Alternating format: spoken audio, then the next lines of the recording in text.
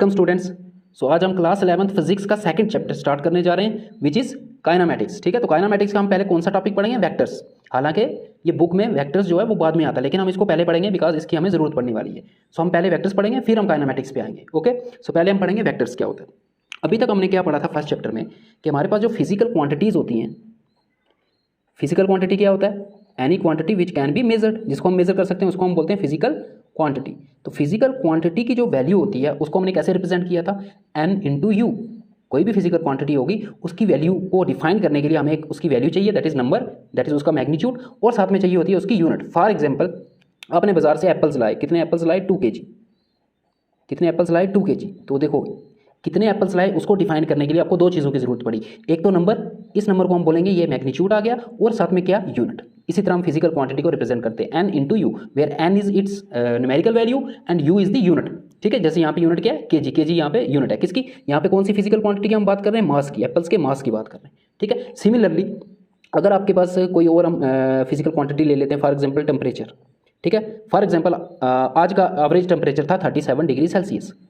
37 degree Celsius. तो आपको temperature को कंप्लीटली डिफाइन करने के लिए दो चीज़ों की जरूरत पड़ी, एक तो नंबर और साथ में यूनिट। ठीक है, नंबर इंटू यूनिट। अभी तक हमने यही पढ़ा था कि फिजिकल क्वांटिटीज़ को कंप्लीटली डिफाइन करने के लिए हमें दो चीज़ें चाहिए, एक नंबर चाहिए, एक साथ में यूनिट चाहिए। ठीक है, बट ये बात बिल्कुल गलत है। हर फिजिकल क्वांटिटी में हमें सिर्फ यही दो चीज़ें नहीं चाहिए होती हैं। ये दो चीज़ें कौन सी फिजिकल क्वांटिटीज़ में चाहिए होती हैं? Scalar physical quantities. Physical quantities भी दो टाइप्स की होती हैं, स्केलर्स एंड वेक्टर्स। ठीक है, ये जो डेफिनेशन थी ना, ये किसके लिए थी? सिर्फ स्केलर्स के लिए।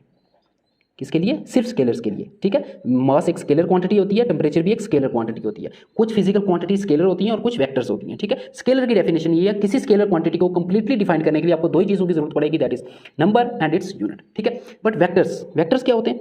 सो वेक्टर्स में हमें एक चीज़ और की जरूरत पड़ेगी, दैट इज डायरेक्शन। ठीक है, दैट इज डायरेक्शन। मतलब नंबर और यूनिट से वो कंप्लीटली डिफाइन नहीं हो पाएगा। फॉर एग्जाम्पल यहाँ पे ये चार रास्ते मिल रहे हैं यहाँ पे, और यहाँ पे सेंटर पे चार रास्ते मिल रहे हैं यहाँ पे। ठीक है, आपको किसी एड्रेस पे जाना है, सपोज वो एड्रेस कहीं यहाँ पे है, जो इस चौक से कितना दूर है? सपोज 2 किलोमीटर दूर है। कितना दूर है? 2 किलोमीटर। आपने यहाँ पे आके किसी से पूछा कि ये एड्रेस कहाँ है, तो उसने सिर्फ आपको बताया कि ये एड्रेस 2 किलोमीटर दूर है यहाँ से। कितना दूर है? और सही बोला उसने, 2 किलोमीटर दूर है। तो आपने क्या किया? आप सीधा आगे 2 किलोमीटर। क्या आप एड्रेस पे पहुँच पाओगे? नहीं पहुँचोगे। देखो, उसने आपको नंबर भी बताया था, उसने आपको यूनिट भी बताई थी, फिर भी आप एग्जैक्ट एड्रेस पे नहीं पहुँचोगे, बल्कि उससे और दूर हो जाओगे। वाई? बिकॉज उसने एक चीज़ स्किप कर दी, दैट इज डायरेक्शन। उसने आपको डायरेक्शन नहीं बताई। सो इस केस में डायरेक्शन भी इंपॉर्टेंट थी। इस केस में डायरेक्शन इंपॉर्टेंट नहीं थी। अगर आपको बाजार से एप्पल्स लाने, 2 kg लाने, तो डायरेक्शन की जरूरत नहीं है। ठीक है, ये दो चीज़ें काफ़ी हैं इसको डिफाइन करने के लिए। सिमिलरली टेम्परेचर को डिफाइन करने के लिए यही दो चीज़ें काफ़ी हैं, हमें डायरेक्शन की यहाँ जरूरत नहीं पड़ती। बट यहाँ पे आप देख रहे हो इस एग्जाम्पल में, यहाँ पे अगर उसने डायरेक्शन भी बताई होती तो आप एग्जैक्ट एड्रेस पे पहुंच जाते। तो सो ऐसी फिजिकल क्वांटिटीज़ को हम क्या बोलते हैं? वेक्टर्स। वेक्टर्स कौन सी क्वांटिटी होती हैं? Which have magnitude as well as direction. उनकी डायरेक्शन भी होती है। ठीक है, so vectors are those quantities which have magnitude and direction. Direction के अलावा एक कंडीशन और भी होती है, वो हम आगे बढ़ेंगे जब हम डिफरेंस करेंगे स्केलर और वेक्टर्स में। ठीक है, अभी आप याद रखो, vectors are the physical quantities which have magnitude and also have direction. Magnitude के साथ यूनिट भी होगा। ठीक है, यूनिट तो होगा ही होगा, यूनिट के बिना वो डिफाइन नहीं हो सकता। ठीक है, मैग्नीट्यूड उसके साथ यूनिट भी होगी एंड डायरेक्शन भी होगी, तभी हम उसको वेक्टर बोलेंगे। ओके, अब एक एग्जांपल और लेते हैं। फॉर एग्जांपल यहाँ पे एक बॉक्स है और इस पे आपको लगानी है 10 न्यूटन की फोर्स। मैंने बोला इस पे लगाओ 10 न्यूटन की फोर्स और मुझे बताओ ये बॉक्स किस तरफ मूव करेगा। क्या आप इस क्वेश्चन का आंसर दे पाओगे? नहीं दे पाओगे। वाई? बिकॉज मैंने सिर्फ बोला कि 10 न्यूटन की फोर्स लगाओ, किस डायरेक्शन में लगाओ वो नहीं बोला, क्योंकि डायरेक्शन चेंज करोगे तो इसकी मूवमेंट भी चेंज हो जाएगी। फॉर एग्जांपल, आपने अगर फोर्स 10 न्यूटन इस तरफ लगाई तो ये किस तरफ मूव होगा? ये इस तरफ, ईस्ट की तरफ मूव होगा। अगर आपने फोर्स नॉर्थ की तरफ लगाई तो ये मूव भी किस तरफ होगा? नॉर्थ की तरफ होगा। अगर आपने फोर्स वेस्ट की तरफ लगाई तो ये मूव भी किस तरफ होगा? वेस्ट की तरफ होगा। अगर आपने फोर्स साउथ की तरफ लगाई तो ये मूव भी किस तरफ होगा? साउथ की तरफ होगा। सो इसकी मूवमेंट किस पे डिपेंड करती है? फोर्स की डायरेक्शन पे। So force is also a vector quantity. Force is also a vector quantity because direction के बिना फोर्स का जो इफेक्ट होगा उसको आप कैलकुलेट नहीं कर पाओगे। फोर्स के इफेक्ट को डायरेक्शन के बिना आप कैलकुलेट नहीं कर पाओगे। आप ये नहीं बता पाओगे कि किसी बॉक्स पे अगर मैं 10 न्यूटन की फोर्स लगाऊंगा तो वो किस तरफ मूव करेगा, जब तक आपको फोर्स की डायरेक्शन ना पता होगी। अगर फोर्स की डायरेक्शन पता होगी तभी आप बता सकते हो कि वो बॉक्स किस तरफ मूव करेगा। So force is also a vector quantity. So clear हो गया। स्केलर्स क्या होती है, वेक्टर्स क्या होती हैं? स्केलर्स वो क्वांटिटीज होती हैं जिनको डिफाइन करने के लिए सिर्फ उनका मैग्नीट्यूड चाहिए विद यूनिट। ठीक है, और वेक्टर्स वो क्वांटिटीज होती हैं जिनको डिफाइन करने के लिए न्यूमेरिकल वैल्यू विद यूनिट भी चाहिए और साथ में डायरेक्शन भी चाहिए। Okay, for example, mass and temperature are the examples of scalar quantities. Similarly force जो होती है वो क्या होती है? Vector quantity. हम और भी एग्जाम्पल्स अभी आगे पढ़ेंगे।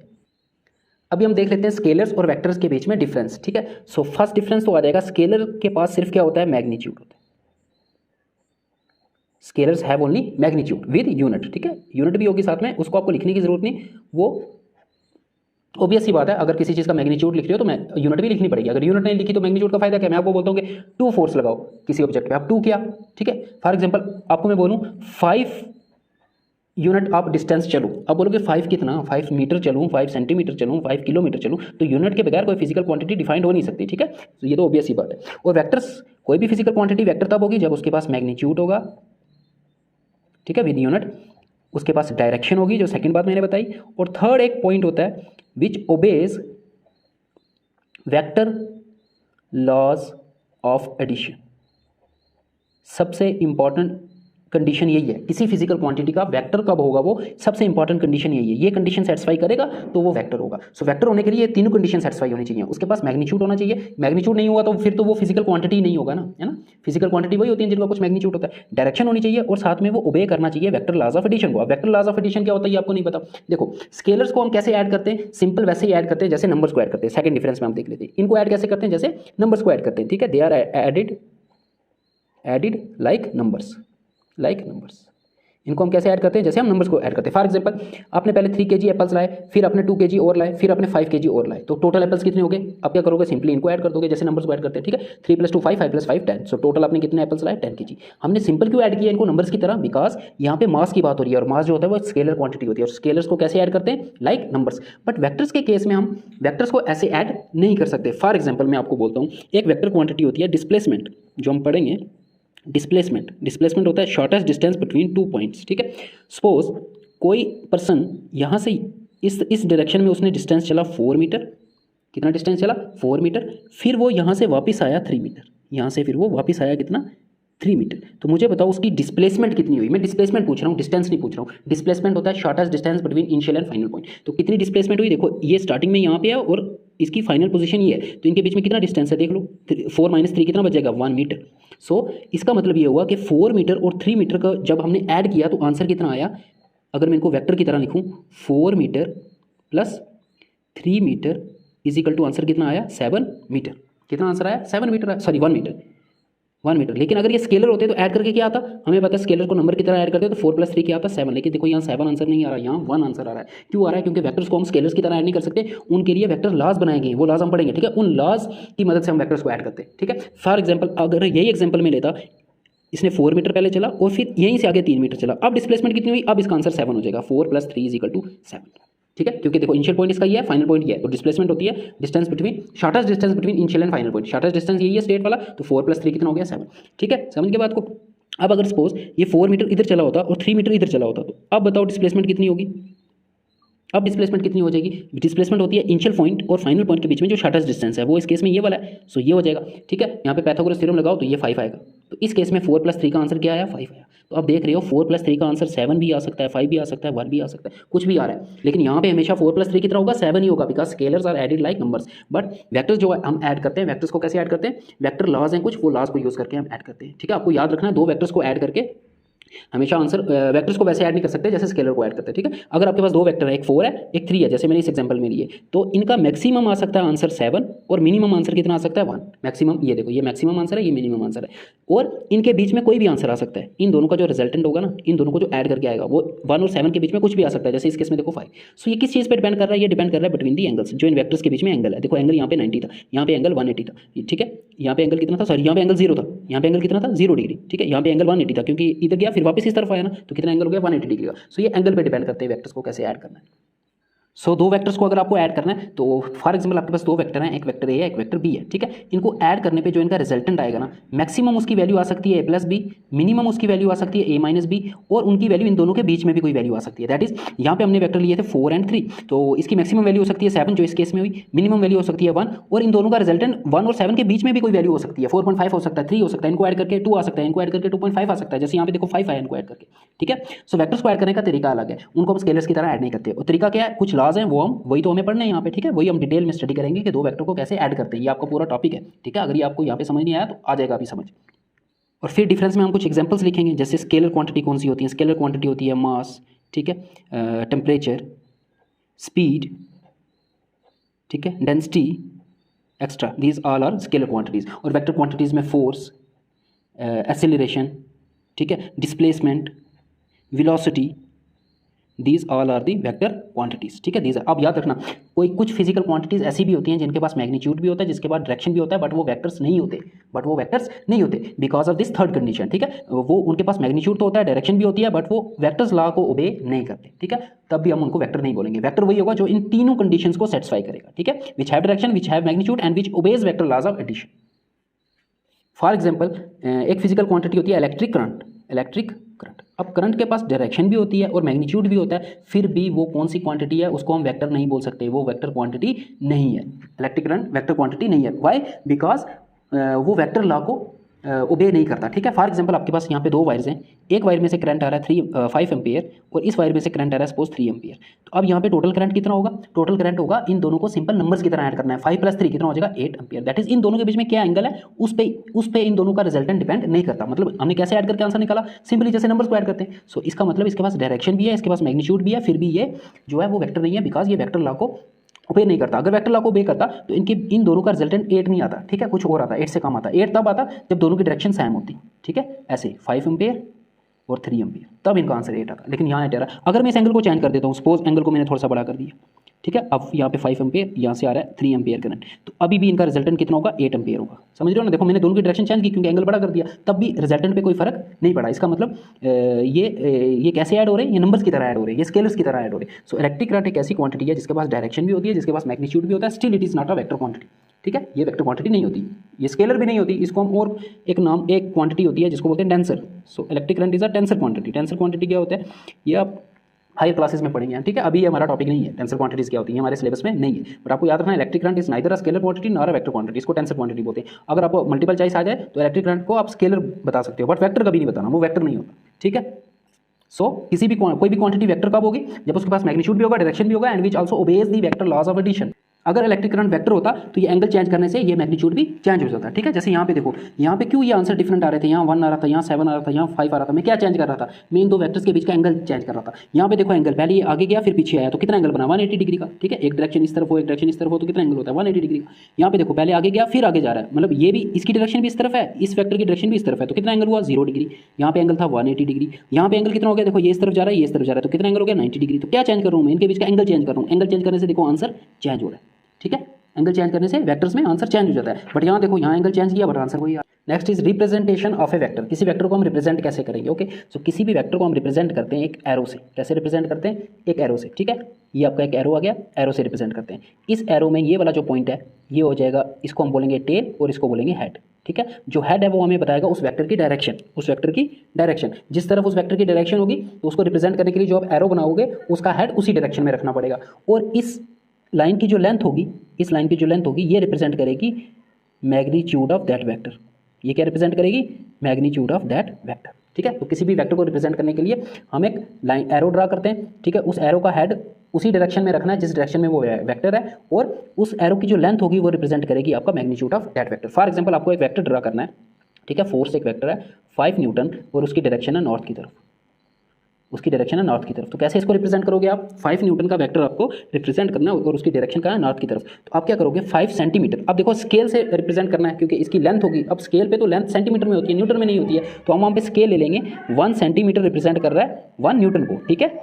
तो 5 सेंटीमीटर रिप्रेजेंट करेगा 5 न्यूटन को। सो 5 न्यूटन की फोर्स को रिप्रेजेंट करने के लिए हमें कितनी लंबी लाइन लगानी होगी? 5 सेंटीमीटर, ठीक है। हमने स्केल यहाँ पे लिख दिया कि 1 सेंटीमीटर रिप्रेजेंट कर रहा है 1 न्यूटन को, तो 5 सेंटीमीटर रिप्रेजेंट करेगा 5 न्यूटन को। और डायरेक्शन क्या है? नॉर्थ की तरफ। तो आपने नॉर्थ की तरफ उसका हेड रखना है, नॉर्थ की तरफ हेड, यहाँ पे टेल, और इसकी लेंथ कितनी? 5 सेंटीमीटर, ठीक है। और स्केल में हमने बता दिया कि 5 सेंटीमीटर जो होगा वो रिप्रेजेंट करेगा 5 न्यूटन को। सो ऐसे हम वेक्टर को रिप्रेजेंट करते हैं। अब हर बार वेक्टर को रिप्रेजेंट करने के लिए हम ऐसे लाइंस ड्रा नहीं करते, तो हम शॉर्ट में क्या करते हैं? जो भी वेक्टर क्वांटिटी होगी उसके ऊपर हम एक छोटा सा एरो डाल देते हैं।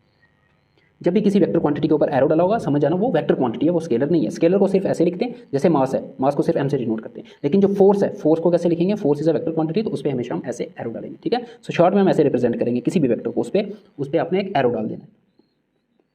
नाउ जो वेक्टर की वैल्यू होती है दैट इज उसका मैग्नीट्यूड। मैग्नीट्यूड ऑफ वेक्टर को रिप्रेजेंट करने के लिए आप कैसे रिप्रेजेंट करोगे मैग्नीट्यूड ऑफ वेक्टर को? उसके 2 तरीके हैं। या तो उसको ऐसे लिख लो, मॉडुलस ऑफ वेक्टर है, ठीक है। ये किसको रिप्रेजेंट करता है? मैग्नीट्यूड को, मतलब उसकी वैल्यू को याद रखना, ठीक है। एक वेक्टर के, जैसे ये मैंने एक वेक्टर लिखा, तो इसमें ये जो है ना, ये 5, ये इसका मैग्नीट्यूड है 5 न्यूटन, ये इसका मैग्नीट्यूड है। तो इसको मैं रिप्रेजेंट कैसे करूँगा, देखो ये हमारे पास वेक्टर था पूरा, इसके ऊपर एरो डाल दो, ठीक है।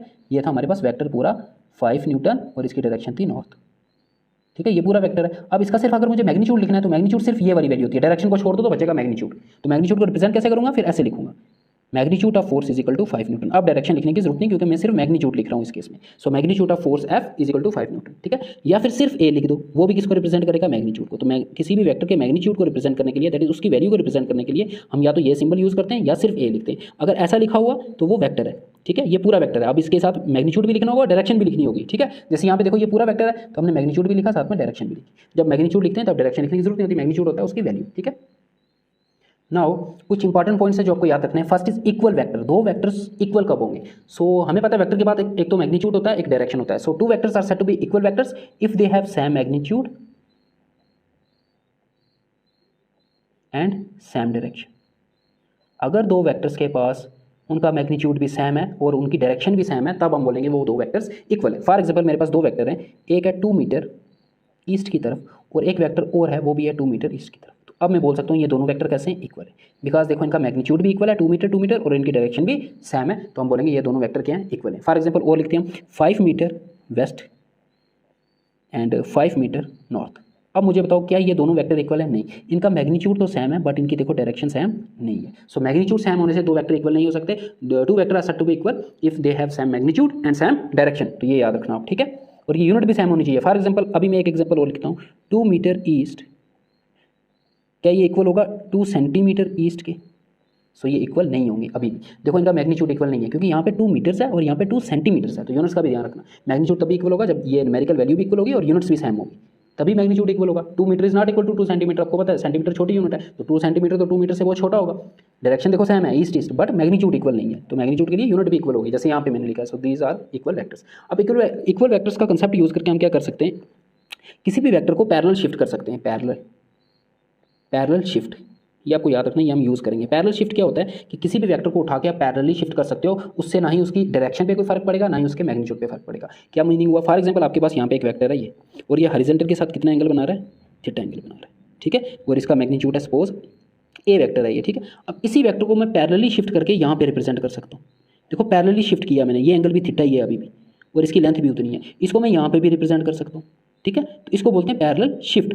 किसी भी वेक्टर को आप पैरेलली शिफ्ट कर सकते हो, बिकॉज पैरेलली शिफ्ट करने से ना तो उसकी डायरेक्शन चेंज होगी ना उसका मैग्नीट्यूड चेंज होगा। इसका मतलब ये वेक्टर और ये वेक्टर, ये तीनों सेम ही है, बिकॉज इनकी देखो डायरेक्शन भी सेम है, तीनों हॉरिजॉन्टल के साथ थीटा एंगल बना रहे हैं और तीनों का मैग्नीट्यूड भी सेम है। बिकॉज मैंने जितनी इसकी लेंथ रखी है उतनी इसकी रखूंगा, उतनी इसकी रखूंगा। सो तीनों का मैग्नीट्यूड भी सेम है और डायरेक्शन भी सेम है। सो इसको हम बोलते हैं पैरेलल शिफ्ट, इसको हम यूज़ करेंगे, ठीक है।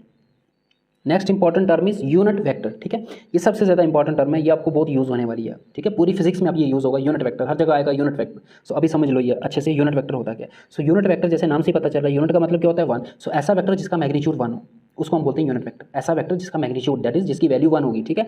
वेक्टर हुज मैग्नीट्यूड इज 1, और 1 को यूनिटी भी बोलते हैं, इज यूनिटी, ठीक है। ऐसा वेक्टर जिसका मैग्नीट्यूड क्या होगा, यूनिटी होगा, उसको हम यूनिट वेक्टर बोलते हैं, ठीक है। फिर हम इसको यूज़ कहाँ करेंगे, अगर इसका देखो मैग्नीट्यूड 1 होता है तो इसको हम यूज़ करते हैं to indicate the direction of a vector. किसी वेक्टर की डायरेक्शन को इंडिकेट करने के लिए हम इसको यूज़ करते हैं। क्या मीनिंग हुआ इसका, फॉर एग्जाम्पल आपके पास एक वेक्टर है ए, ठीक है। उस वेक्टर को मैं कैसे लिख सकता हूँ, उस वेक्टर को मैं लिख सकता हूँ उसका मैग्नीट्यूड इनटू उसकी डायरेक्शन। तो उसकी डायरेक्शन रिप्रेजेंट करने के लिए मैं यहाँ पे मल्टीप्लाई कर दूँगा क्या, यूनिट वेक्टर से। यूनिट वेक्टर को रिप्रेजेंट करने के लिए ऊपर एरो नहीं डालते, ऊपर ऐसे कैप डालते हैं। क्या डालते हैं, इसको रिप्रेजेंट कैसे करते हैं, ए कैप का, ठीक है। रीड कैसे करेंगे, ए कैप, ठीक है। जहाँ पे भी ये वाला सिंबल हुआ समझ आना ये यूनिट वेक्टर, मतलब इसका मैग्नीट्यूड 1 होगा, इसका मैग्नीट्यूड 1 होगा। ये सिर्फ डायरेक्शन बताएगा हमें, किसकी, इस वेक्टर ए की। इस वेक्टर ए की हमें क्या बताएगा, डायरेक्शन बताएगा। फॉर एग्जांपल देखो हम सिंपल कैसे, अभी मैंने एक फोर्स लिखी थी, force is equal to 2 newton और साथ में डायरेक्शन लिखी थी नॉर्थ। सो ये बार बार डायरेक्शन लिखने, अब जरूरी तो नहीं, कोई भी डायरेक्शन हो सकती है। ईस्ट से 30 डिग्री पे हो सकता है कोई वेक्टर, ईस्ट से 41 डिग्री पे हो सकता है वेक्टर, है ना, उसकी कोई भी डायरेक्शन हो सकती है।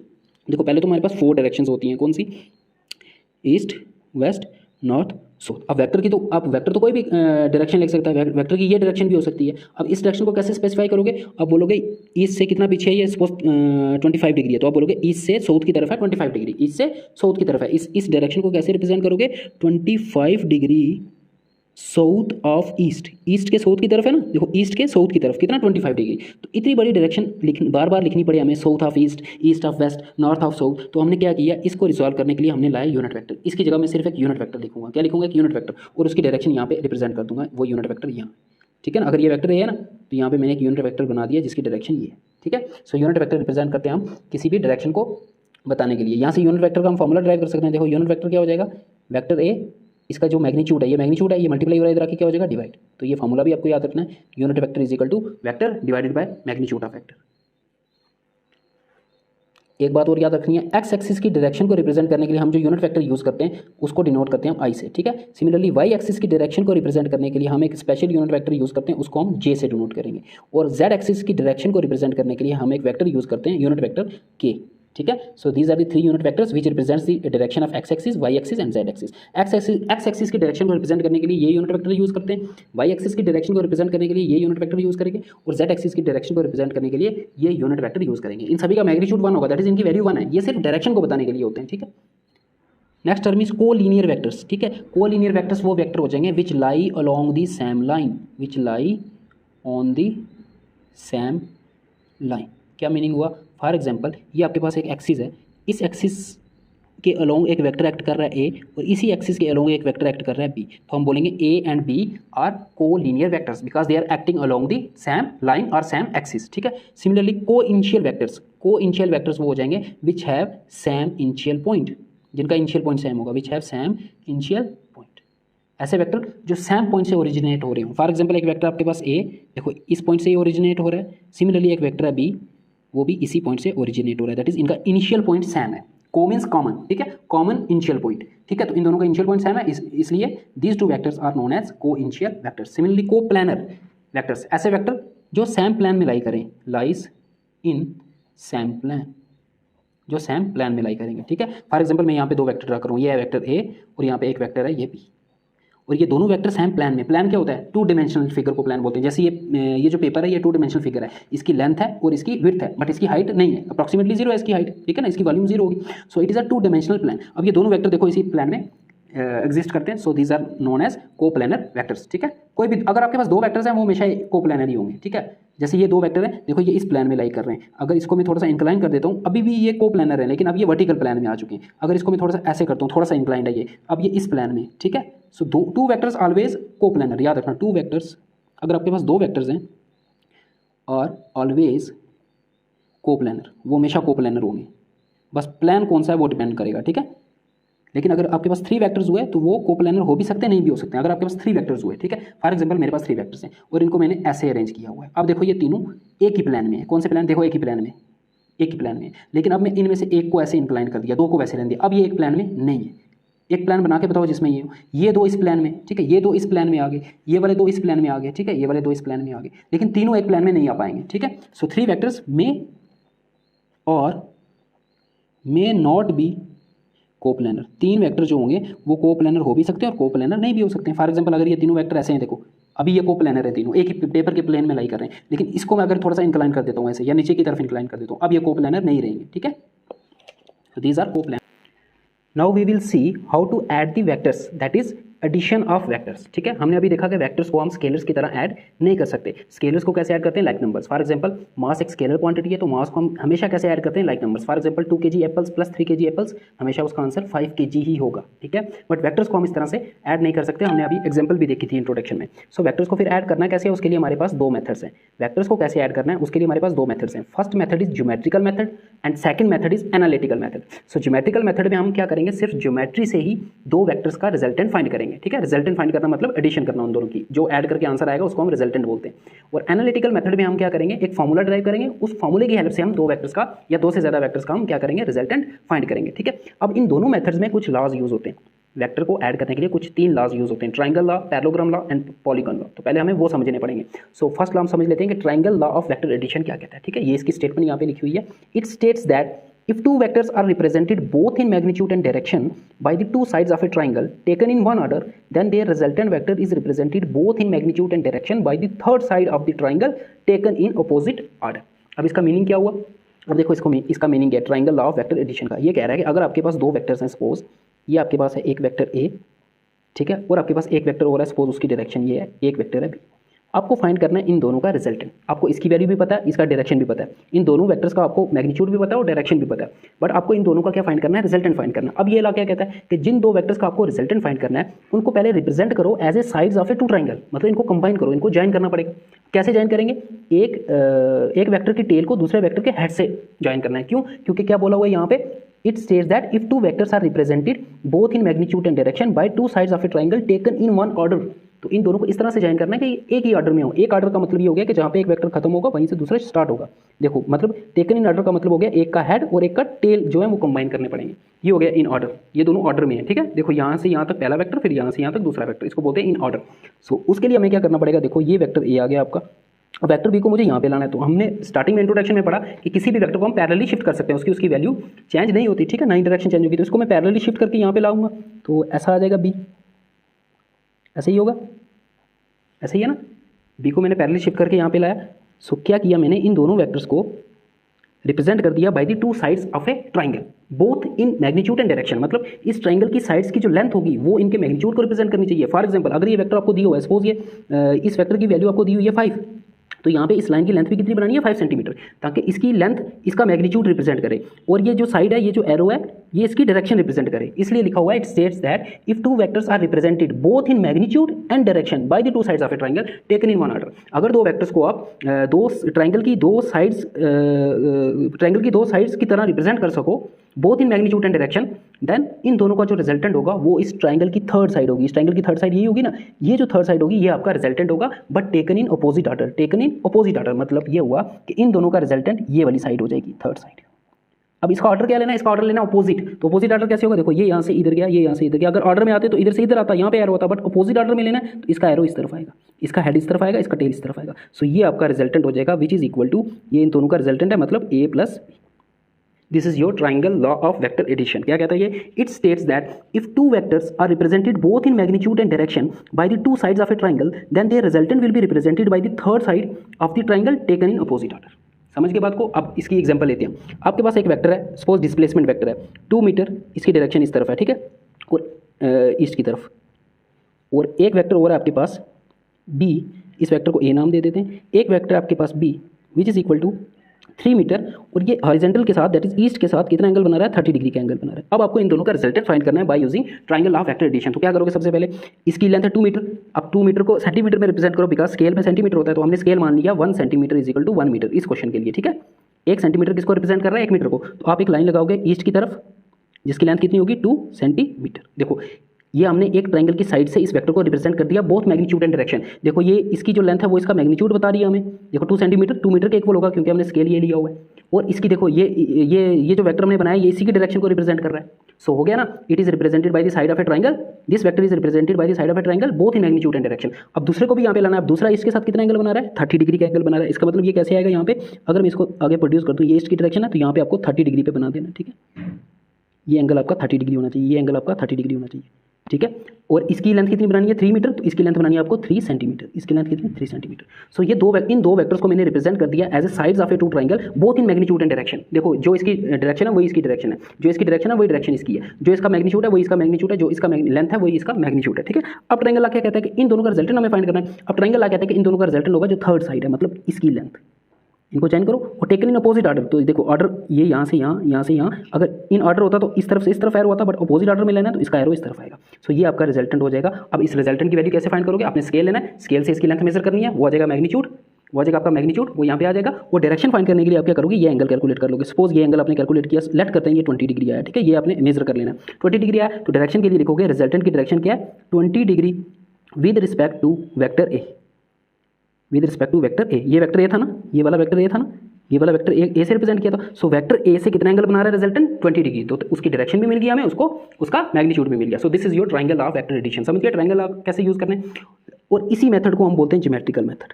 ये जो मैंने यहाँ पे एग्जांपल लिखी ना, इसी मेथड को बोलते हैं ज्योमेट्रिकल मेथड। मुझे बताओ, मुझे यहाँ पे 2 वेक्टर गिवन थे, एक वेक्टर ये गिवन था, मुझे इन दोनों का रिजल्टेंट फाइंड करना था। क्या मैंने कोई फॉर्मूला यूज़ किया, नहीं। मैंने क्या यूज़ किया, सिंपल ज्योमेट्री यूज़ की। मैंने क्या किया, ज्योमेट्री से स्केल लिया 1 सेंटीमीटर इक्वल टू मीटर, इन दोनों वेक्टर को यहाँ पे प्लॉट किया और थर्ड साइड को ज्वाइन किया और उसको मेजर किया तो रिजल्टेंट मिल गया, और इस एंगल को मेजर किया तो उसकी डायरेक्शन मिल गई। सो हमने क्या किया, सिंपली ज्योमेट्री का यूज करके दो वेक्टर का रिजल्टेंट फाइंड किया। So this method is known as geometrical method. Geometrical method समझ के ट्रायंगल लॉ भी आपको समझ में आ गया, क्योंकि ट्रायंगल लॉ इसमें भी आएगा, ठीक है। वहां से फिर हम फॉर्मूला ट्राई करेंगे और ट्रायंगल लॉ को यूज करके ज्योमेट्रिकल मेथड से दो वेक्टर का रिजल्टेंट कैसे फाइंड करते हैं, ये एग्जांपल देख लो, ठीक है। अब हम नेक्स्ट लॉ देखेंगे, parallelogram law of vector addition. Next law is parallelogram law of vector addition. क्या कहता है ये, it states that if two vectors are represented both in magnitude and direction by the two adjacent sides of a parallelogram drawn from a point, then their resultant vector is represented both in magnitude and direction by the diagonal of the parallelogram drawn from the same point। तो क्या कह रहा है, अगर आपके पास दो vectors हैं, सपोज मेरे पास ये दो वेक्टर्स हैं, वेक्टर ए और एक वेक्टर मेरे पास और है वेक्टर बी, ये वेक्टर बी है आपके पास, ठीक है।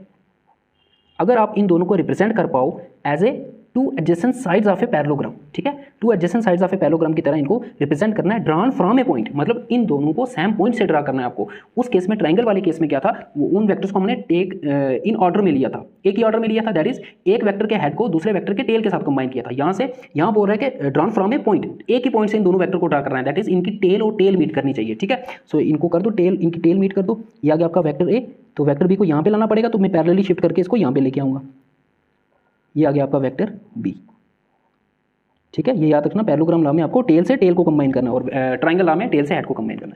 फिर क्या कहता है, फिर कहता है कि ये जो पैरेललोग्राम बनेगी, पैरेललोग्राम को कंप्लीट कर लो। अगर मैं यहाँ से एक पैरेलल लाइन ड्रा करूँ और एक पैरेलल लाइन बी के पैरेलल यहाँ से एक लाइन ड्रा करूँ, तो ये पैरेललोग्राम बन जाएगी ना, ये बन गई ना एक पैरेललोग्राम।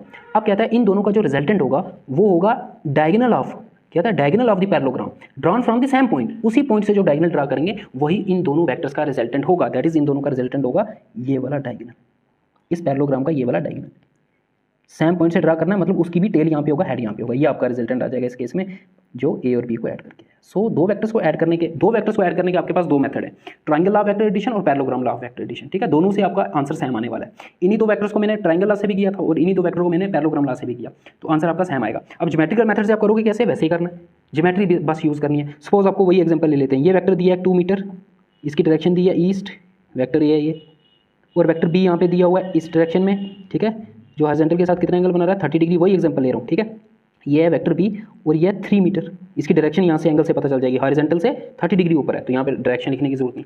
अब इनको पहले मैं रिप्रेजेंट करूंगा as a two adjacent sides of a parallelogram, ठीक है। और स्केल क्या लूंगा, क्योंकि यहाँ पे मीटर्स में दिया है, हो सकता है यहाँ किलोमीटर्स में दिया हो, आपको सेंटीमीटर में स्केल लाना है, बिकॉज हमारा जो स्केल होता है, क्योंकि ज्योमेट्री से करोगे ना ये क्वेश्चन, हमारे स्केल पे क्या होती है, सेंटीमीटर्स में होता है, वो सेंटीमीटर्स में होता है ना। सो हम स्केल ले लेंगे, 1 सेंटीमीटर रिप्रेजेंट करेगा 1 मीटर को, ठीक है। जो हम फिगर बनाएंगे उसमें 1 सेंटीमीटर रिप्रेजेंट करेगा 1 मीटर को। सो ये 2 मीटर है, तो आपको 2 सेंटीमीटर की लाइन लगानी है और डायरेक्शन इसी तरफ ईस्ट वाली तरफ बतानी है, 2 सेंटीमीटर। फिर दूसरा भी यहीं से ड्रा करना है, बिकॉज पैरेललोग्राम लॉ में टेल से टेल को कंबाइन करते हैं। सो 30 डिग्री पे, ठीक है, यहाँ से 30 डिग्री एंगल पे आपको बी वेक्टर बना देना है और इसकी लेंथ लेनी है आपको 3 सेंटीमीटर। 3 सेंटीमीटर मतलब 3 मीटर ही होगा, ये 3 सेंटीमीटर 3 मीटर को रिप्रेजेंट करेगा। देखो हमने इन दोनों वेक्टर्स को रिप्रेजेंट कर दिया as a adjacent sides of a parallelogram. देखो ये साइड इस वेक्टर का मैग्नीट्यूड दे रही है और इसका डायरेक्शन भी दे रही है, और ये वाली साइड इस वेक्टर का मैग्नीट्यूड भी दे रही है और इस वेक्टर का डायरेक्शन भी दे रही है ना। तो ये तो लिखा था, it says that if two vectors are represented both in magnitude and direction by the two adjacent sides of a parallelogram drawn from the same point, देखो सेम पॉइंट से ड्रा किया। फिर क्या कहता है ये law, then their resultant vector is represented both in magnitude and direction by the diagonal of the parallelogram drawn from the same point. मतलब पहले आपको ये पैरेललोग्राम कंप्लीट करनी होगी, तो मुझे यहाँ से एक पैरेलल लाइन ड्रा करनी है इस वेक्टर के, सो इसके पैरेलल एक लाइन ड्रा कर दी, और यहाँ से एक पैरेलल लाइन ड्रा करनी है इस वेक्टर के, सो यहाँ से एक पैरेलल लाइन ड्रा कर दी वेक्टर इस वेक्टर के पैरेलल। तो ये पैरेललोग्राम जैसे ही कंप्लीट हो जाएगी, यहाँ से जो निकलेगा इसी पॉइंट से जो डायगोनल होगा आपका, वही आपका रिजल्टेंट होगा। अब रिजल्टेंट की वैल्यू क्या होगी, आप उठाओगे स्केल, स्केल से इसको करोगे मेजर, जो भी आंसर आएगा वो आपका आ जाएगा, इसका रिजल्टेंट का मैग्नीट्यूड आ जाएगा, रिजल्टेंट का मैग्नीट्यूड आ जाएगा, वो यहाँ निकलोगे। अब रिजल्टेंट की डायरेक्शन फाइंड करनी है, तो ये वाला एंगल कैलकुलेट, ये वाला एंगल मेजर कर लो, ये वाला एंगल डी के साथ मेजर कर लो। सपोज ये एंगल हम लेट करते हैं, सपोज ये एंगल आया 20 डिग्री, तो आप डायरेक्शन क्या लिखोगे, रिजल्टेंट की जो डायरेक्शन है वो हो जाएगी 20 degree with respect to vector A.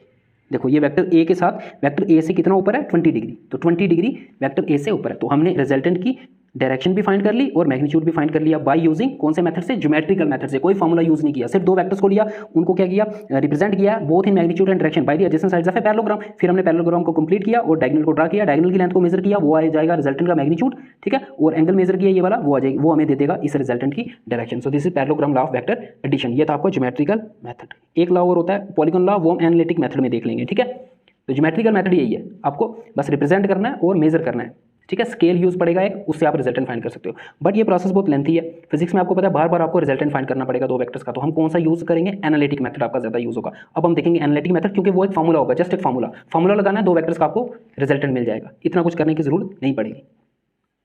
Second method है आपके पास एनालिटिकल मेथड। सो इस मेथड से हम कैसे दो वेक्टर्स का रिजल्टेंट फाइंड करेंगे वो देखेंगे। सो फर्स्ट हम फाइंड करेंगे by using triangle of vector addition. Triangle of vector addition क्या होता है वो मैंने बता दिया। It states that if two vectors are represented both in magnitude and direction by the two sides of a triangle, then their resultant will be represented both in magnitude and direction by the third side of the triangle taken in opposite order. ठीक है, ये इसकी definition थी। अब इसको use करके हम एक फॉर्मूला डिराइव करेंगे। ठीक है, सपोज आपके पास दो वेक्टर्स हैं, एक वेक्टर आ गया ये ए और एक वेक्टर आपके पास बी, सपोज उसकी डायरेक्शन कुछ इस तरह से, कोई भी डायरेक्शन ले सकते हो। सो ट्रायंगल लॉ यूज करके हमें रिजल्टेंट फाइंड करना है, तो इनको कंबाइन करना पड़ेगा। तो इसकी टेल को इसके हेड से कंबाइन करना पड़ेगा। ट्रायंगल लॉ में टेल से हेड को, बिकॉज एक ऑर्डर में लेना है इनको। सो मैं क्या करूँगा, यहाँ पे मैंने बना दिया वेक्टर ए, ये आपका आ गया वेक्टर ए, ये लाइन रिप्रेजेंट करिए वेक्टर ए को। ठीक है, और वेक्टर बी को पैरेलली जब शिफ्ट करेंगे तो ऐसे आएगा। सो ये आपका आ गया वेक्टर बी, ये आपका आ गया वेक्टर बी। ठीक है, अब हमें पता है इन दोनों का जो रिजल्टेंट होगा by the triangle law of vector addition, वो होगा ये वाली थर्ड साइड, ये वाली third side but taken in opposite order. तो अपोजिट ऑर्डर किस तरफ, देखो ये इस तरफ से इधर गया, इस तरफ से इधर गया, मतलब इस ऑर्डर में ये दोनों वेक्टर है ना। तो अगर मैं ऑर्डर में जाऊँ तो ये इस तरफ से इधर आना चाहिए, है ना। देखो इधर से चल गया, इधर से इधर गया, इधर से इधर गया, इधर से इधर आएगा अगर मैं ऑर्डर में लूँ, but taken in opposite order, तो इसका एरो इस तरफ आएगा। तो यही आपका रिजल्टेंट है। आपको अब इसकी क्या फाइंड करनी है, इसकी फाइंड करनी है लेंथ, बट स्केल से नहीं, ज्योमेट्रिकल मेथड से नहीं, एनालिटिकल मेथड। एक फॉर्मूला डिराइव करना पड़ेगा इस आर के लिए, ये आर किसके इक्वल होगा, और इसकी डायरेक्शन के लिए हमें ये एंगल फाइंड करना होगा। इसकी डायरेक्शन के लिए ये एंगल फाइंड करना होगा, इस एंगल को मान लेते हैं अल्फा। ठीक है, सो क्या करना है आपको, पहले तो इस लाइन को आगे प्रोड्यूस कर दो और यहाँ से ड्रा करना है आपने परपेंडिकुलर, यहाँ से ड्रा कर दिया परपेंडिकुलर। इस ट्रायंगल को नाम दे देते हैं ए बी सी और इस पॉइंट को नाम दे देते हैं डी। ठीक है, यहाँ से हमने क्या ड्रा किया, परपेंडिकुलर।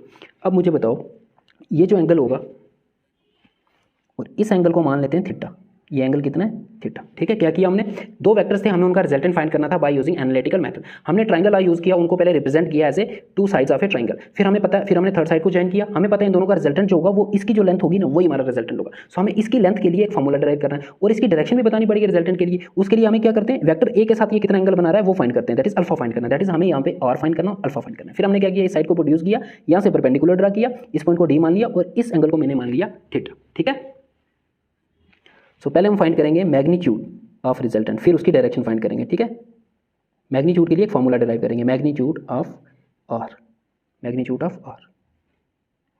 ठीक है, सो मैग्नीट्यूड के लिए पहले ये जो छोटी ट्रायंगल दिख रही है आपको, राइट एंगल ट्रायंगल है ये, मैं इसको यहाँ पे ड्रा कर रहा हूँ। ठीक है, ये जो छोटी ट्रायंगल है ये राइट एंगल ट्रायंगल है ना, क्योंकि ये एंगल कितना है 90 डिग्री का, ये एंगल हमने थीटा माना हुआ है। ये है, ये पॉइंट है बी, ये है डी, ये है सी, ये पॉइंट है सी, और ये जो लाइन है इसकी लेंथ कितनी है बी, ये वेक्टर बी को रिप्रेजेंट कर रहा है। तो जो इसकी लेंथ होगी वो वेक्टर बी का मैग्नीट्यूड होगा, और मैग्नीट्यूड को हम या तो ऐसे रिप्रेजेंट करते हैं मैग्नीट्यूड को, या सिर्फ बी लिखो। ठीक है, सो यहाँ से वेक्टर मैं अभी हटा देता हूँ। ठीक है, अभी वेक्टर नहीं लिख रहा हूँ क्योंकि अभी मैं डायरेक्शन ही फाइंड कर रहा हूँ, रिजल्टेंट का क्या फाइंड कर रहा हूँ, मैग्नीट्यूड, तो डायरेक्शन इसलिए हटा दी। सो ये हो जाएगा आपका बी।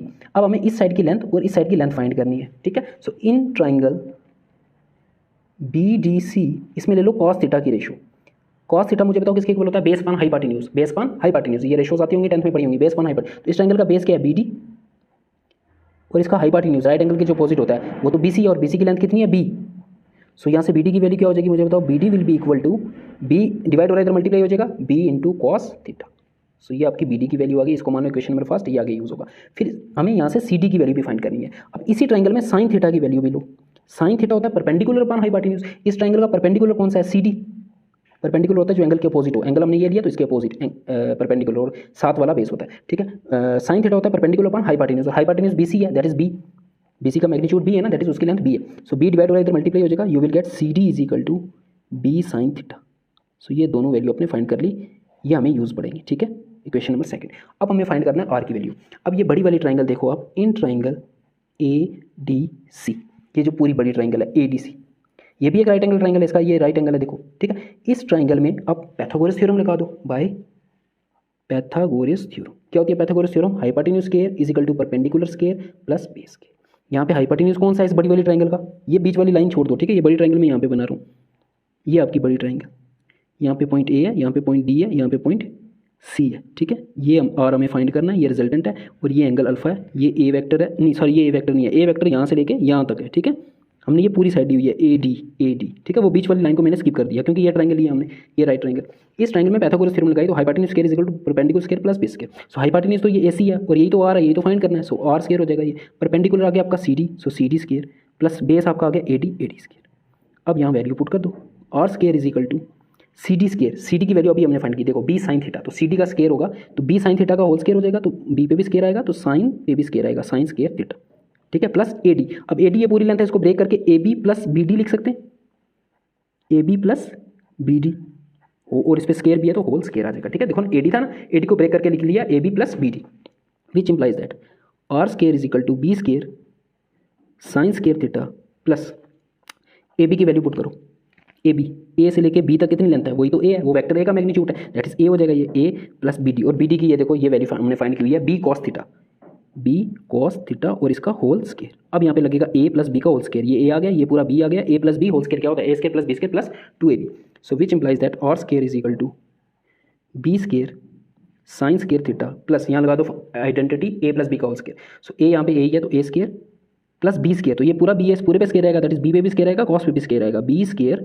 कॉस स्क्वायर थीटा, फिर प्लस 2 इंटू ए इंटू बी होता है, 2 इंटू ए यहाँ पे ए ही है इंटू बी, ये पूरा बी है तो ये आ जाएगा बी कॉस थीटा, ठीक है। अब इस टर्म में देखो और इस टर्म में देखो बी स्क्वायर कॉमन है, तो बी स्क्वायर को हम कॉमन ले लेंगे, which implies that are square is equal to, इन दोनों टर्म में से मैंने बी स्क्वायर ले लिया कॉमन, ठीक है, बी स्क्वायर ले लिया कॉमन, अंदर क्या बचेगा यहाँ पे साइन स्क्वायर थीटा क्योंकि बी स्क्वायर कॉमन ले लिया, प्लस यहाँ से बी स्क्वायर कॉमन ले लिया, क्या बचेगा कॉस स्क्वायर थीटा, और आपको पता है sign square theta plus cos square theta कितना होता है 1 होता है, ठीक है, ये 1 हो जाएगा, और क्या बचा ये प्लस ए स्क्वायर बच गया, इसको यहाँ पे लिख लो, और क्या बचा प्लस 2ab कॉस थीटा बच गया, 2ab कॉस थीटा। अब ये पूरी क्वांटिटी 1 हो जाएगी बिकॉज साइंस के थीटा प्लस कॉस के थीटा इज इक्वल टू 1 होता है, ट्रिग्नोमेट्रिक आइडेंटिटी पड़ी होगी 10th क्लास में, so r square is equal to a square को मैं पहले लिख रहा हूँ a square plus B square into 1 आएगा तो 1 को रहने दो, प्लस बी स्क्वायर इंटू 1 कितना होगा बी स्क्वायर ही होगा, प्लस 2ab कॉस थीटा। तो आपने फार्मूला डिराइव कर लिया रिजल्टेंट को फाइंड करने के लिए, ठीक है, यहाँ से स्क्वायर हटेगा तो रूट आ जाएगा, so r will be equal to square root of A square plus B square plus 2ab cos theta. तो किसी भी दो वेक्टर्स का अगर आपको रिजल्टेंट फाइंड करना है by using formula, by using analytic method, तो ये फार्मूला लगेगा square root of A square plus B square plus 2ab into cos theta. वे ए बी वो वेक्टर हो जाएंगे, वो तो आपको गिवन होंगे, और थीटा हो जाएगा उनके बीच का एंगल। फॉर एग्जांपल हमने यहाँ पे जो एग्जांपल की थी इसको ज्योमेट्रिकल मेथड से किया था, इसको अगर मुझे एनालिटिक मेथड से करना होता तो रिजल्टेंट क्या हो जाता, रिजल्टेंट का क्या फार्मूला है square root of A square plus B square plus 2ab cos theta, ये फार्मूला यहाँ पे लगा दो is equal to square root of A square, मतलब फर्स्ट जो वेक्टर है, फर्स्ट वेक्टर की कितनी वैल्यू है 2, सो 2 का square plus second vector B की वैल्यू कितनी है 3 का square plus 2 into A into B, 2 into A आ गया 2, बी आ गया 3 इंटू कॉस थीटा,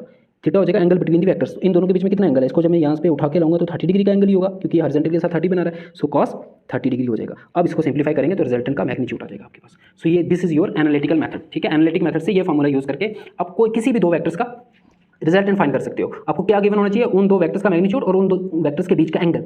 अब समझ में आया एंगल चेंज होने से कैसे रिजल्टेंट चेंज हो जाता है वेक्टर्स में, क्योंकि एंगल पे डिपेंड करता है रिजल्टेंट, ठीक है। अब हमें फाइंड करनी है second part, second B part क्या फाइंड करना है, रिजल्टेंट का मैग्नीट्यूड तो फाइंड करिए, यहाँ से तो हमें सिर्फ मैग्नीट्यूड ही मिलेगा, डायरेक्शन तो नहीं ना मिलेगी। अब हमें फाइंड करनी है डायरेक्शन ऑफ आर, और आर की डायरेक्शन के लिए मैंने अभी बताया हम ये एंगल फाइंड कर लें तो हमें आर की डायरेक्शन मिल जाएगी, क्योंकि ये एंगल ए वेक्टर के साथ बना रहा है और ए वेक्टर की डायरेक्शन हमें पहले से गिवन है। सपोज ये एंगल अल्फा आता 30 डिग्री, तो आर की डायरेक्शन क्या हो जाएगी, ए की डायरेक्शन हमें पता है उससे 30 डिग्री ऊपर, समझ गए। आर की डायरेक्शन फाइंड करने के लिए हमें ये एंगल फाइंड करना है, ए की डायरेक्शन हमें पहले से पता है वो तो गिवन होगी ना। सो ए की डायरेक्शन अगर एंगल आया 30 डिग्री तो आर की डायरेक्शन हो जाएगी ए से वो कितना एंगल बना रहा है 30 डिग्री, अगर 40 डिग्री बना रहा है तो 40 डिग्री, ठीक है। सो हमें ये अल्फा फाइंड करना है। सो अल्फा फाइंड करने के लिए इसी ट्राइंगल में आप tan अल्फा की वैल्यू ले लो, बड़ी ट्राइंगल जो है in triangle ACD tan alpha, ठीक है, tan की वैल्यू। अब इस बड़ी ट्राइंगल में tan थीटा होता है perpendicular upon base, so perpendicular है इस बड़ी ट्राइंगल का CD और बेस इस ट्राइंगल का है AD, which implies that tan alpha is equal to CD की वैल्यू क्या थी, बताओ मुझे, CD की value B sin theta, CD की वैल्यू क्या थी B sin थीटा, ये देखो यहाँ पे CD की वैल्यू B sin थीटा, और AD को हमने ब्रेक करके लिया था कैसे, AD को ब्रेक करके लिखा था AB प्लस BD, और AB क्या था, AB था A, सो इसको हम लिख सकते हैं A प्लस BD, और BD की वैल्यू क्या थी B cos theta, so this is your tan alpha, ठीक है, ये आपका क्या आ गया tan अल्फा। सो tan अल्फा से क्या मिल जाएगा, आप अल्फा निकाल सकते हो, इसको ऐसे भी लिख सकते हैं, alpha is equal to tan इधर आएगा तो tan इनवर्स हो जाएगा, tan इनवर्स ऑफ B, कभी कभी बुक्स में ऐसे भी लिखा होता है ये formula, B sin theta upon A plus B cos theta. सो इस फॉर्मूले को यूज़ करके आप ये अल्फा की वैल्यू यहाँ से निकालोगे। फॉर एग्जांपल यहाँ पे ये पूरा सॉल्व करने पे आया, सपोज 30 डिग्री आ गया, कितना आ गया tan alpha is equal to यहाँ पे 30 आया। तो tan कितने एंगल पे 30 डिग्री होता है आपको पता है? tan 30 डिग्री सॉरी यहाँ पे सॉरी यहाँ पे सॉल्व करके वैल्यू आ गई √3। क्या वैल्यू आई? √3। अब tan कितने डिग्री पे √3 होता है? 60 डिग्री पे। तो अल्फा की वैल्यू क्या हो जाएगी? 60 डिग्री। ठीक है, सो ये अल्फा हो जाएगा 60 डिग्री। तो रिजल्टेंट की डायरेक्शन क्या हो जाएगी? ए के साथ वो 60 डिग्री का एंगल बना रहा है। सो हमें इस फॉर्मूले से रिजल्टेंट की डायरेक्शन मिल जाएगी, इस फॉर्मूले से उसका मैग्नीट्यूड मिल जाएगा। सिंपल। ठीक है, सो एनालिटिक मेथड से हम ये फॉर्मूला यूज करके दो वेक्टर्स का रिजल्टेंट का मैग्नीट्यूड फाइंड कर सकते हैं और उसकी डायरेक्शन भी फाइंड कर सकते हैं। और second law is parallelogram law of vector addition. अब एनालिटिक मेथड से को यूज़ करके हम parallelogram law of vector addition को कैसे यूज़ करेंगे वो देखो। Parallelogram law of vector addition बता दिया होता क्या है। ठीक है, if two vectors are represented both in magnitude and direction by the two adjacent sides of a parallelogram drawn from a point, then their resultant will be represented by the diagonal of that parallelogram drawn from the same point. ठीक है, ये हो जाएगा parallelogram law of vector addition. अब same आपके पास दो vectors हैं, वही वेक्टर ए, वही वेक्टर ले रहा हूँ और यहाँ पे एक वेक्टर है बी। अब इनका रिजल्टेंट फाइंड करना है, बट पैरेललोग्राम लॉ यूज़ करके फाइंड करेंगे आप। ठीक है, सो पैरेललोग्राम लॉ के लिए हमें इन दोनों को रिप्रेजेंट करना होगा by the to adjacent sides of a parallelogram. तो ये मैंने ए ड्रा कर दिया, तो बी को यहीं से हेड से टेल ज्वाइन करना होता है पैरेललोग्राम लॉ में, तो बी मैंने यहाँ पे ड्रा कर दिया। ठीक है, ट्राइंगल लॉ में टेल से हेड को ज्वाइन करना होता है। फिर क्या करना है, ये ट्राइंगल ये पैरेललोग्राम को कंप्लीट करना होता है। सो इसको मैंने यहाँ से प्रोड्यूस किया, यहाँ पे पैरेलल लाइन ड्रा की, यहाँ से एक पैरेलल लाइन ड्रा की। सो ये पैरेललोग्राम को कंप्लीट करने के बाद ये जो डायगोनल होगा यही आपका क्या होगा, यही आपका क्या होगा, रिजल्टेंट होगा। यही आपका रिजल्टेंट होगा, इसी का मैग्नीट्यूड आपको फाइंड करना है। ठीक है, सो इस पैरेललोग्राम को नाम दे दो ए बी। अब यहाँ से फार्मूला ड्राइव करेंगे। अब यहाँ से फार्मूला ड्राइव करके भी हम देखेंगे वही फार्मूला आएगा, बिकॉज रिजल्टेंट तो उन्हीं दो वेक्टर्स का निकाल रहे हो, तो रिजल्टेंट तो सेम आना चाहिए, तो फार्मूला वही आएगा, देख लेना। सो यहाँ से अगेन परपेंडिकुलर ड्रा करो, यहाँ से हमने परपेंडिकुलर ड्रा किया। ठीक है, इस लाइन पे। ठीक है, इस पॉइंट को मान लो ई, और ये एंगल मान लेते हैं, और जो वेक्टर ए के साथ बना रहा है वहाँ भी अल्फा माना था, यहाँ भी अल्फा मान लो, और इस एंगल को थीटा मान लें। अब देखो ये वेक्टर अगर बी है, ये वाला ए डी, क्योंकि पैरेललोग्राम की अपोजिट साइड इक्वल होती हैं, तो ये वाला वेक्टर भी क्या होगा, बी होगा, ये वाला वेक्टर भी क्या होगा, बी होगा, और इसकी डायरेक्शन भी वही होगी जो इस वेक्टर की ऊपर की तरफ है, तो इसकी भी कहाँ होगी, इधर होगी। सो अब इस फिगर को भूल जाओ, तो बाकी फिगर ये जो बची ये तो वही होगी, ट्राइंगल लॉ वाली फिगर, वेक्टर ए फिर ये वेक्टर बी और ये हमारा रिजल्ट। तो वही फॉर्मूला वैसे ही डेरिवेशन करनी है इसकी। सो इसकी मैं डेरिवेशन नहीं करूँगा। ठीक है, देख लो, ये वेक्टर ए, ट्राइंगल में क्या था, वेक्टर ए बनाया हमने, फिर यहीं से वेक्टर बी बनाया था, और ये आपका रिजल्टेंट था, यही था ना ट्राइंगल लॉ। और पैरेललोग्राम लॉ में भी यही आ रहा है, क्योंकि पैरेललोग्राम लॉ में हमने वेक्टर बी तो ये ड्रा किया, बट पैरेललोग्राम की अपोजिट साइड इक्वल होती है, तो ये बी है तो ये भी क्या होगा, ये भी वेक्टर बी ही होगा। अब इसको भूल जाओ, ये देखो वेक्टर ए, वेक्टर बी और ये रिजल्ट है। वही करना है, पहले यहाँ से ये बी ई की वैल्यू फाइंड करनी है, फिर सी ई की वैल्यू फाइंड करनी है, फिर बड़ी वाली ट्राइंगल में आपको पैथागोरस थ्योरम लगा के सेम प्रोसीजर जो हमने यहाँ पे किया, सेम प्रोसीजर। ठीक है, वहाँ से आप ये ड्राइव कर सकते हो, यही फॉर्मूला आएगा। आर इज इक्वल टू क्या फॉर्मूला आएगा, यहाँ से भी आर की वैल्यू आएगी square root of A square plus B square plus 2ab cos theta. समझ गए ना सेम कैसे हुआ। देखो ना, ये पैरेललोग्राम लॉ से हमने ये ए को पहले रिप्रेजेंट किया, बी को रिप्रेजेंट किया। ठीक है, हमें पता है ये रिजल्टेंट होगा। अब पैरेललोग्राम को जब कंप्लीट किया तो अपोजिट साइड इक्वल होती है, तो ये बी है तो ये वेक्टर भी बी होगा। अब इस फिगर को भूल जाओ 2 मिनट के लिए, तो देखो ये पूरी ट्राइंगल लॉ वाला बन गया केस। ये आपका वेक्टर ए है और ये आपका वेक्टर बी है।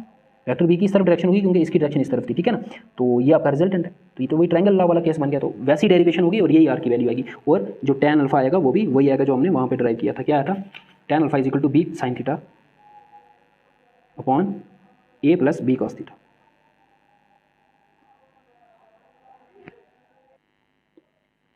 Third law, polygon law of vector addition.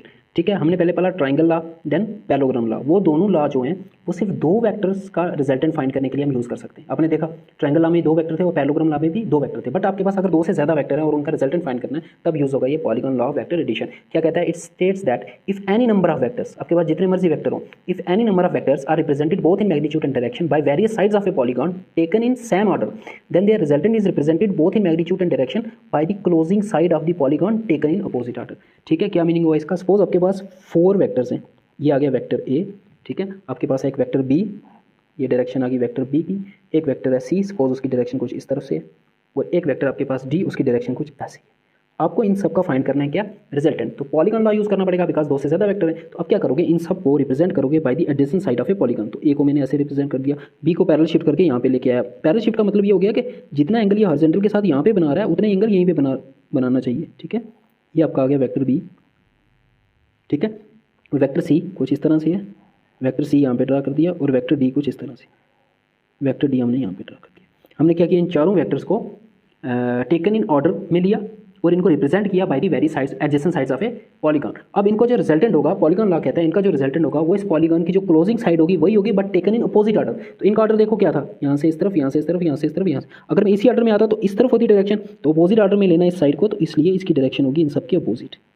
सो ये आपका रिजल्टेंट होगा विच इज़ इक्वल टू, इन सब का ये एडिशन है, a plus B plus C plus D. So this is your polygon law of vector addition. आप चाहे तो इसको प्रूव भी कर सकते हो। देखो अगर मैं इस लाइन को ज्वाइन कर देता हूँ तो ये तो ट्राइंगल लॉ हो गया, ये दो वेक्टर, तो ये तो इनका रिजल्टेंट होगा। सो ये लाइन किसके इक्वल होगी, a प्लस बी के, क्योंकि इन दोनों का रिजल्टेंट होगा ट्राइंगल लॉ से। फिर जब मैं इसको ज्वाइन करूँगा, ये मैं प्रूफ कर रहा हूँ इसका, इसको ज्वाइन करूँगा, अब ये वाली ट्राइंगल देखो, ये वाली ट्राइंगल, इस ट्राइंगल में ये एक वेक्टर है और ये एक वेक्टर है, तो इन दोनों का रिजल्टेंट ये वाली थर्ड साइड होगी, है ना। तो इन दोनों का रिजल्टेंट मतलब इन दोनों को सम करना है, यहाँ पे a प्लस बी है और यहाँ पे c है, तो ये हो जाएगा a plus B plus c, a plus B plus c. अब ये लास्ट ट्राइंगल जो बची, लास्ट ट्राइंगल, इसमें देखो एक वेक्टर ये है, एक वेक्टर ये है, तो इन दोनों का रिजल्टेंट ये होगा टेकन इन अपोजिट ऑर्डर, तो हो जाएगा a plus B plus C plus D. इसलिए r is equal to a plus B plus D. This is your polygon law of vector addition. ये ज़्यादा यूज़ नहीं होगा आपका, ट्राइंगल लॉ और पैरेललोग्राम लॉ ज़्यादा यूज़ होगा, ठीक है। सो आपको याद क्या रखना है, आपको जो आगे काम आएगा, जो काम आएगा वो सिर्फ दो फॉर्मूले काम आएंगे। कौन से, एनालिटिक मेथड वाले। अगर आपके पास दो वेक्टर्स हैं और उनके बीच में एंगल है थीटा, ठीक है, आपके पास दो वेक्टर हैं और उनके बीच में एंगल है थीटा, तो उनका रिजल्टेंट फाइंड करना हो तो उनका रिजल्टेंट हो जाएगा r इज इक्वल टू, ये फॉर्मूला आपको याद रखना है, square root of a square plus b square plus 2ab cos theta. एक ये फॉर्मूला, इससे आपको रिजल्टेंट का मैग्नीट्यूड मिल जाएगा। और अगर रिजल्टेंट की डायरेक्शन फाइंड करनी है तो उसके लिए ये formula tan alpha is equal to b sine theta upon a plus b cos theta, ठीक है। यहाँ से उसकी डायरेक्शन मिल जाएगी। बट ये याद रखना, ये अल्फा एंगल हमने जब डेरिवेशन की थी, ये अल्फा एंगल किसके साथ बनाता है रिजल्टेंट, वेक्टर ए के साथ, वेक्टर ए के साथ, ठीक है। इन दोनों का रिजल्टेंट कहीं बीच में आएगा यहाँ पे, ठीक है। सो ये एंगल अल्फा है जो एंगल ए के साथ, जो वेक्टर ए के साथ बना रहा है, तो वेक्टर ए की डायरेक्शन तो आपको गिवन होगी, बिकॉज ए भी वेक्टर आपको गिवन होंगे, उनका रिजल्टेंट फाइंड करना होगा। तो जो भी ए की डायरेक्शन है वहाँ से अल्फा एंगल पे आर की डायरेक्शन होगी, और अल्फा एंगल हम इस फॉर्मूले से फाइंड कर लेंगे। सपोज 30 डिग्री है तो 30 डिग्री ए की डायरेक्शन से 30 डिग्री होगा रिजल्टेंट, तो इस फॉर्मूले से उसकी डायरेक्शन मिल जाएगी, इस फॉर्मूले से उसका मैग्नीट्यूड मिल जाएगा। इन शॉर्ट आपको ये दो चीज़ें आगे बहुत काम आने वाली हैं। जब भी दो वेक्टर्स का रिजल्टेंट फाइंड करना है तो यही दो फॉर्मूलेज यूज होंगे।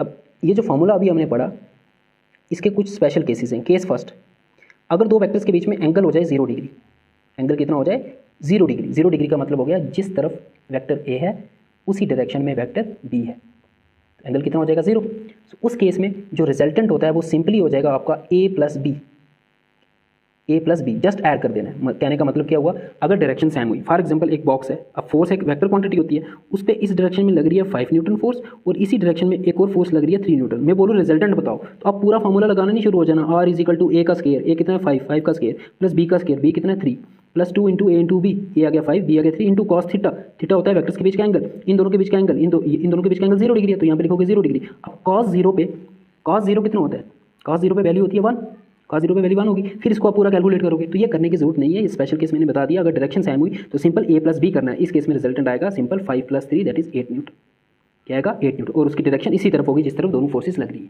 ठीक है ना। ऐड कर देना। अब इसका प्रूफ देख लो, अगर थीटा 0 हुआ तो r is equal to a plus B होगा। मैंने बोला प्रूफ देखो, r इज इक्वल टू क्या होता है, square root of a square plus b square plus 2ab cos theta. अब थीटा 0 डिग्री है तो कॉस 0 1 होता है, तो ये तो 1 हो जाएगा। क्या बचेगा आपके पास, r is equal to square root of a square plus b square plus 2ab बचा, बिकॉज कॉस 0 डिग्री 1 हो गया। अब ये a plus B whole square का फॉर्मूला है, a square plus b square plus 2ab, तो इसको हम लिख सकते हैं क्या, square root of a plus b का होल स्क्वायर। सो स्क्वायर और square root cancel, so r आपका आ जाएगा a प्लस बी। सो जब भी दो वेक्टर्स के बीच में एंगल 0 डिग्री है तो उनको नंबर्स की तरह ऐड करना है, समझ गए बात। अगर उनके बीच में एंगल 0 डिग्री है तो उनको नंबर्स की तरह ऐड करना है, उनका जो रिजल्टेंट होगा जस्ट ऐड करके आएगा, जैसे 5 प्लस 3 8 आ गया यहाँ पे। बट कब, जब उनके बीच में एंगल 0 डिग्री होगा। सेकंड स्पेशल केस, अगर उनके बीच में एंगल हुआ और ये मैक्सिमम होता है, दो वेक्टर्स का मैक्सिमम रिजल्टेंट यही होता है, ठीक है, मैक्सिमम रिजल्टेंट यही होता है, इससे ज़्यादा कभी उनका रिजल्टेंट नहीं आ सकता, ठीक है। केस सेकंड, अगर थीटा हुआ 180 डिग्री, मतलब बिल्कुल अपोजिट हुए अगर दोनों वेक्टर, यही बॉक्स की एग्जांपल ले लेते हैं, यहाँ से लग रही है 5 न्यूटन की फोर्स, अब जो 3 न्यूटन की लग रही है वो इस तरफ से लग रही है, दैट इज इन दोनों के बीच में एंगल 180 डिग्री है, तो तब रिजल्टेंट हो जाता है सिंपली a माइनस बी, बड़े में से छोटे को माइनस करते हैं। अब देखो यहाँ से प्रूफ करते हैं कैसे a माइनस बी आएगा। r इज इक्वल टू होता है, हमें पता है a square plus b square plus 2ab cos theta, और थीटा कितना यहाँ पे 180 डिग्री, कॉस 180 की वैल्यू होती है -1, तो यहाँ पे -1 आ जाएगा। So square root of a square plus b square plus 2ab cos 180 की वैल्यू आ गई -1, ठीक है। ये माइनस प्लस क्या हो जाएगा minus, so r will be equal to square root of a square plus b square, ये प्लस माइनस माइनस हो जाएगा -2ab। अब ये किसका फॉर्मूला बन रहा है, a माइनस बी का whole square, a square plus b square -2ab, so इसको हम लिख सकते हैं क्या, square root of a minus B का होल स्क्वायर। अब स्क्वायर और स्क्वायर रूट कैंसिल, देखो r किसके इक्वल आ गया, a माइनस बी। जब एंगल 180, दैट इज जब दो वेक्टर अपोजिट हुए तो उनको माइनस करना, वही उनका रिजल्टेंट होगा। अगर उनकी डायरेक्शन सेम हुई तो उनको प्लस करना, वही उनका रिजल्टेंट होगा। ये स्पेशल केसेस है। अगर उनके बीच में कोई एंगल हुआ, सपोज अब ये बॉक्स है, इस पर एक फोर्स लग रही है यहाँ पे 5 न्यूटन, एक फोर्स लग रही है यहाँ पे कितनी 3 न्यूटन, इन दोनों के बीच का एंगल है 60 डिग्री। अब मैं बोलूँ रिजल्टेंट बताओ, तो अब आपको पूरा फार्मूला लगाना पड़ेगा। Square root of A square that is 5 का square plus B square that is 3 का स्क्वायर प्लस 2 इंटू ए into B 2 into 5 into 3 into cos theta cos 60 degree आ जाएगा। फिर पूरा आपको फार्मूला लगाना पड़ेगा अगर कोई एंगल हुआ। अगर 0 डिग्री एंगल हुआ दैट इज सेम डायरेक्शन में जस्ट ऐड करना है, और ये मैक्सिमम होता है दो वेक्टर्स का रिजल्टेंट। और अगर 180 डिग्री हुआ तो उनको सब्ट्रैक्ट करना है, और ये मिनिमम होता है। दो वेक्टर्स का रिजल्टेंट की मिनिमम वैल्यू ये होती है, मैक्सिमम ये होती है, और इनके बीच में कोई भी वैल्यू आ सकती है, डिपेंड करता है उनके बीच में एंगल क्या है। सो नेक्स्ट वीडियो में हम डिस्कस करेंगे न्यूमेरिकल्स ऑन वेक्टर एडिशन, ठीक है। नहीं तो वीडियो बहुत लंबी हो जाएगी। सो आज के लिए यहीं तक रखते हैं।